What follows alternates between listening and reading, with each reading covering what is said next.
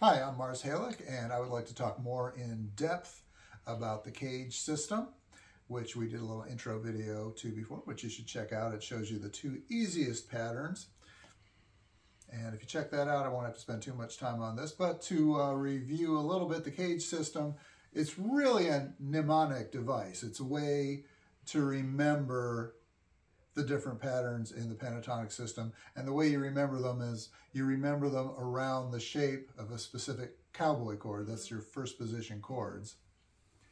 And what we do is we take the cowboy chord and we move it up to the position of whatever key we're in, or in some cases it's going to be a mode, but basically I want to do the pentatonic in G major, for instance. So we'll take the shape of a G chord and we'll move it wherever.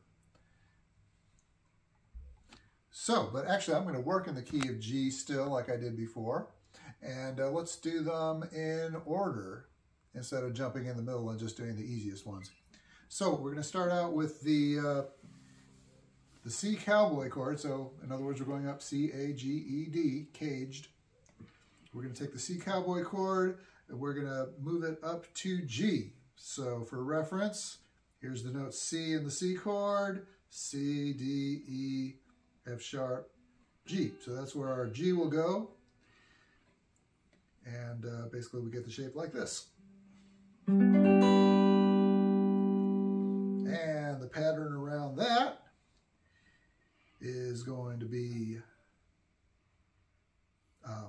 minor third. Go down to the next string, it's going to be one step, same fret we started on. Then we're going to go down one step. Then we're going to go down a minor third, which going from the B to the G string is going to become the 9th fret now. I'm going to go down to the 7th fret, one step. Then it's a minor third down to the next string, the note B on the D string.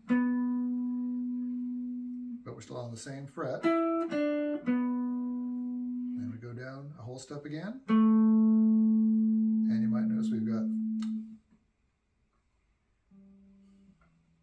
two whole step strings in a row. And then we go down another whole step, which is up one fret to the 10th fret on the A string. Down a minor third, that'll be the 7th fret. Down a whole step, so we're going to have two of these strings that have the minor thirds, but we go down a whole step to the next string. That's the 10th fret, and there's the 7th fret again. Now I'm just trying to explain it so you see that it's a pattern. The whole scale is a pattern of whole steps and minor thirds, and also the intervals that you see within a string, which is kind of what you're going to remember when you do this, is going to be a combination of this distance, a minor third, and, sorry, and whole steps.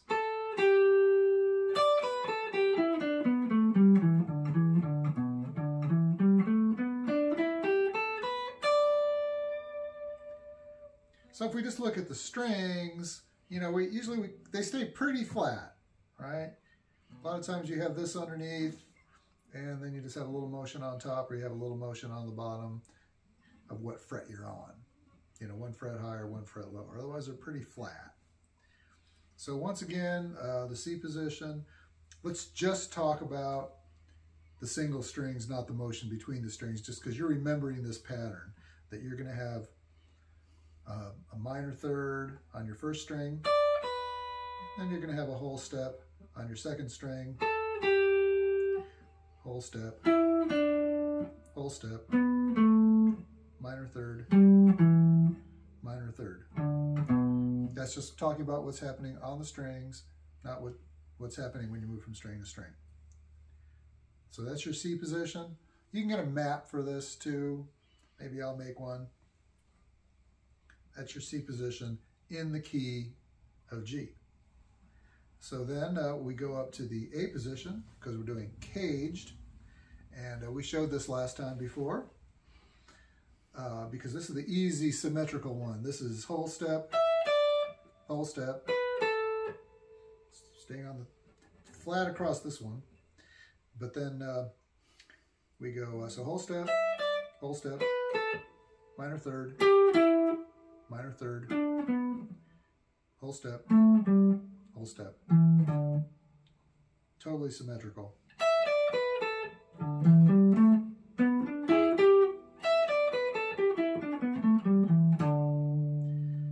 So we're working our way up. We got the C position. Oh, and this is why it's the A position, because it looks like this chord or this chord moved up to here. That's contained inside. Lots of chords are in there, and you should look for them. But this is just how we remember it. So don't worry about looking for them just yet, but you should look for them soon. C position, A position. G position looks just like a G chord, and we're still in the key of G, so we find the spot where it's G. In this case, by the way, you need your reference notes. So on that second one, there's your G, and there's your G over here too. Oops, sorry. Those are both G. And there's your G that's the tonic of the A shape.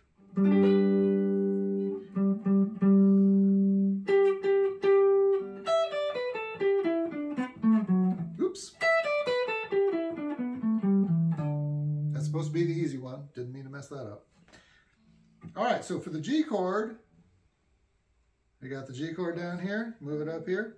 It's the same thing, 12th fret, 0 fret to the 12th fret, same note. That's an E, that's an E, so this is a G, and this is a G, 3 frets above the E. So there's your shape, and it looks almost like a G chord, and it's almost symmetrical, except for when you get to the A string. And it's minor third,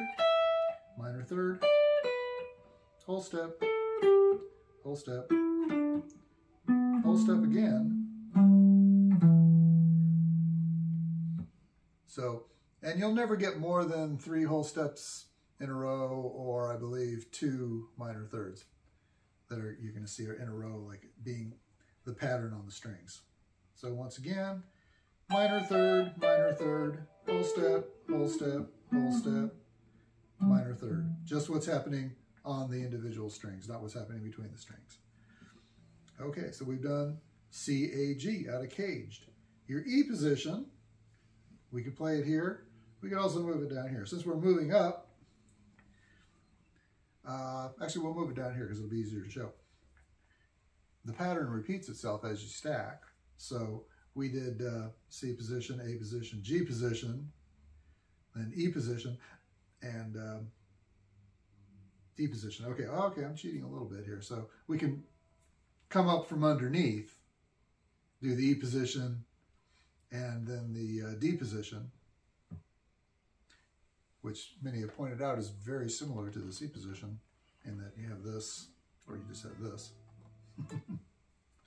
Am I digressing too much, Mike? That's the question. No, this is great. He's a yes man. Okay, so we've gone up C, A, G, and basically this is your E position moved up to G.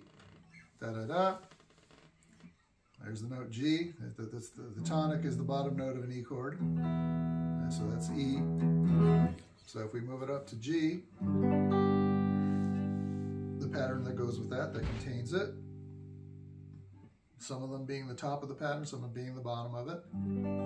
E position goes whole step, move down 1 fret, whole step, and then we're going to have the 2 minor thirds, and finally a whole step.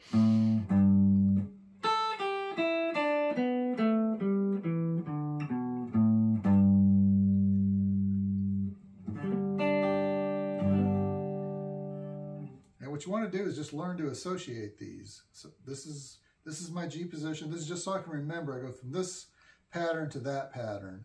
I figured out the patterns years ago before I heard anybody say CAGED. But I couldn't, you know, it just became instinct to find the order. I couldn't really memorize the order. So this helps you to memorize the order. If you can associate each pattern with the appropriate letter, just so you can remember in order. CAGED. The fact that the chord is contained in there is useful, but it's not the be-all, end-all, because there's other chords in there. In fact, really all the chords that you play are in there, at least in part. Okay, so finally, because we've done the C position, done the A position, done the G position, came back down here to do the E position. So we only have the D position left. And the D position is based on, instead of being based on this, we still have this part of the shape, but if we fingered it like this, you can see there's your basic D chord shape as a G with the note G here. And also you can play, you know, with the D chord, you can play the open A. So this position, which people don't use too much, but you can do the same thing. If you finger it right, which is not, you know, not that easy.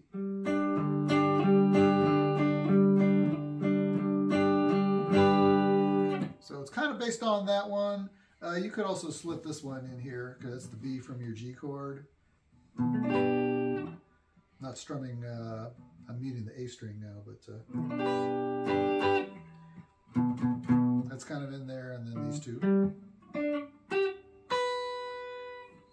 And the pattern there is a whole step, and then a minor third, another minor third, and all whole steps after that.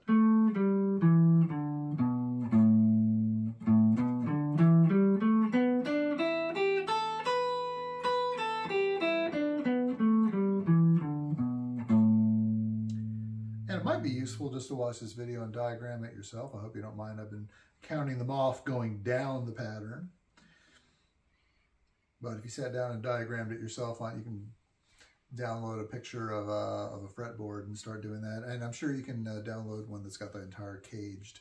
Just look for CAGED PDF. I don't think I have to make one. If I do, I'll get around to it. I know I did it years ago, just like making dots on a page.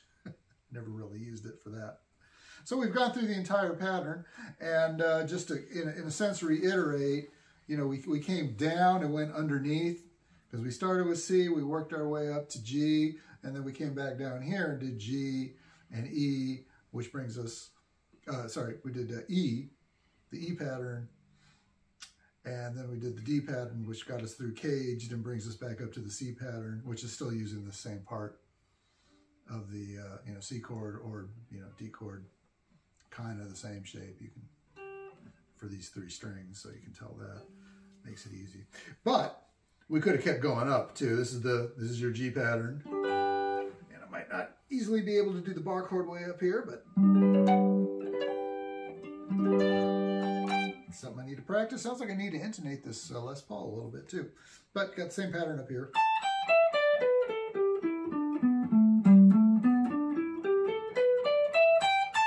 G pattern and E pattern.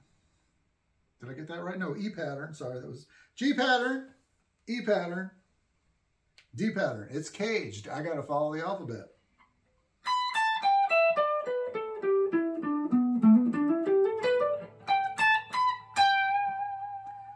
And the same way as we were talking about with the one pattern to roll them all, take a few notes, play around, see what it leads you to, you know.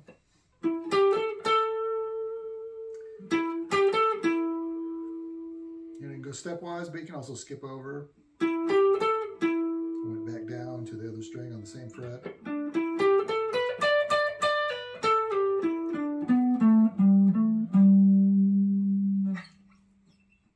And also for the relative minors, again, find your tonic, count down 3 frets, that's your minor, that's your relative minor. So for instance, with the G pattern, relative minor is E minor. So then you just concentrate more on that note, come up with melodies that tend to land on that note, tend to gravitate that way.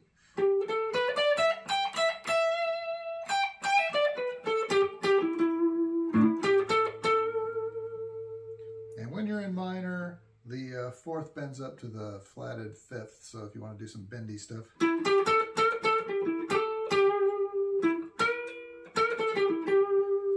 And you can either try to hit the exact flat note or the exact natural note, or just anything in between that sounds good to you.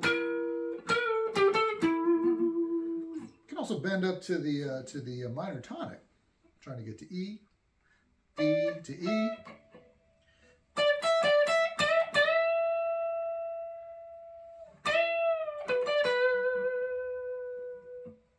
In fact, you can experiment with all the notes, but some of them, the next note might not be in the pattern, so you might have to do an overbend. That could be another lesson, though, I think, talking about overbends and bends and all that kind of stuff. But just know that those notes are available, and you can play around with it if you want to. So, CAGED, specific patterns with each one. Just memorize those so you can go up and down the fretboard. It's not and you can use it along with those chord shapes. That can be convenient, but there's other chords contained in there, and just be aware of that, and hopefully those will start to emerge for you as well while you're improvising. All right, I think we'll leave it there. Have a good time. Thank you.